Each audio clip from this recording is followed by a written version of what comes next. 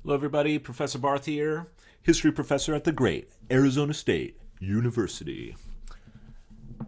Well, last weekend I saw Snowden, the new film directed by Oliver Stone.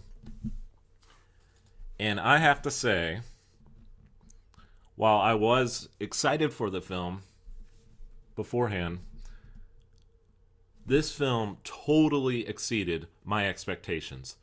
I walked away from the theater totally amazed by what I had just seen, and the fact that this film, which was pretty hardcore, got out. Right? Like this, Oliver Stone does not in this film. Oliver Stone does not whitewash the information. He goes at it hardcore, and you notice some of the statements he's been saying lately in the media about the national security state, the surveillance state. I mean, he means business, and that comes out in this film. Stone does not pull any punches in this Snowden film. But the other thing that was a very pleasant surprise, I was unsure whether or not this was going to be more of a documentary style film, and I like documentaries, so that would have been fine. But Stone manages to make it into a political thriller, sometimes an action thriller.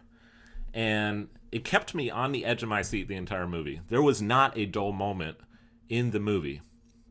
And even though I knew the general story, of course, of Snowden, I learned some new things. And there were scenes in the movie where even if you know the background, you didn't know what was going to happen next. There was one scene, I'm not going to spoil anything, where they're in a hotel room, him and the reporters from The Guardian, and all of a sudden the phone rings in the hotel room, and the phone had never rung in the hotel room, and you know the entire theater is just dead silent, seeing what's going to happen next. This was a fantastic film, and Joseph Gordon-Levitt, who played Edward Snowden. This was another concern of mine, like prior to watching it, how are they going to do with the casting? Gordon-Levitt knocked it out of the ballpark.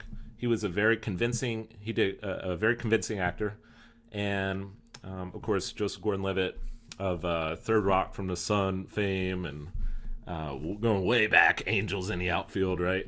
Boy, he did a great job. And toward the end of the movie, they have a brief scene at the end where Edward Snowden himself appears, and it takes a moment to realize, oh, that's actually Edward Snowden, because it was just so accurate, the way Gordon-Levitt portrayed Snowden.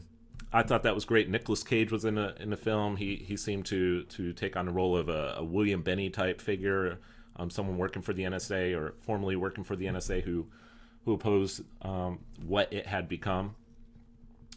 Scott Eastwood, Clint Eastwood's son, plays somewhat of a bad guy in the film, but not consciously bad, just he's following orders, right, throughout the film, working for the NSA.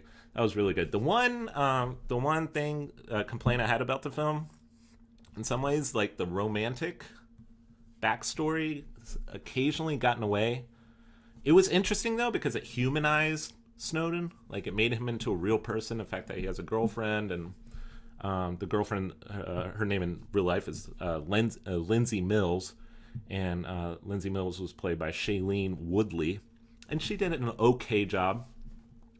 There were a few cheesy parts of the movie that I wondered, was that necessary to put in? And then, like halfway through the film, there was out of nowhere a sex scene. I was like, oh man, like really, like you're gonna put a sex scene in this movie? Like, come on, man. But then it ended up Stone used that as a way to highlight the hegemonic nature of the national security state, because the scenes going on, and it's not graphic.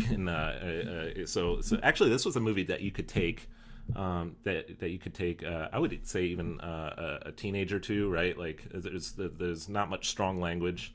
I think there's only a very small handful of curse words, and And the sex scene itself is not graphic, but there's a computer right across from the bed, and Edward Snowden sees the computer and the camera on the computer, and that's when he realizes, oh man. So in a way that Stone salvages that a bit. But I have to say, like, totally, I would give it an A. Definitely a film. Every American needs to see this. This is a patriotic movie because it has a real message and it needs to get out. So if you haven't seen it already, you need to go see it. And if you have seen it, like, tell people about it, tell your friends, family about it, because there's a lot of info in this movie that people don't know about. All right. Well, that's all for now. I hope you enjoyed that very brief movie review, and I shall see you again sometime, Lord willing. And in the meantime, before then, God bless.